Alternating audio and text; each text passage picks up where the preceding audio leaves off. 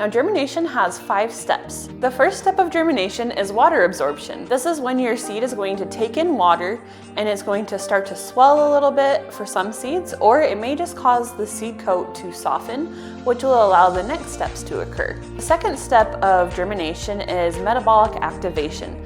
This is when the enzymes and the nutrients and everything that is packed inside your seed starts to wake up, and it's going to start initiating the following steps of germination. The third step is root emergence. This is when you're going to start to see those roots pushing out of your seed coat. They're going to be white, and after they start to develop little root hairs, you're going to start to see a fuzzy appearance.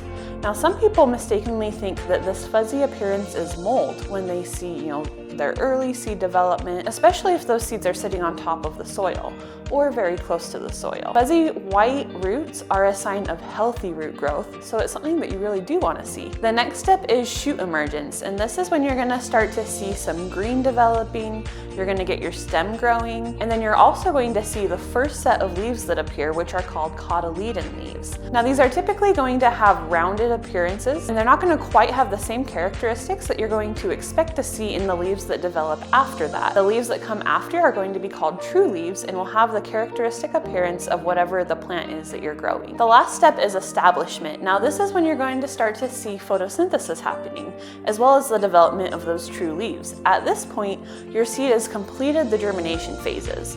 So if you see true leaves, it's now developing, and depending on the nutrients in your soil, as well as other characteristics of your growing conditions rather than the seed itself. So remember, anything up to the cotyledon development or the rounded leaves is germination.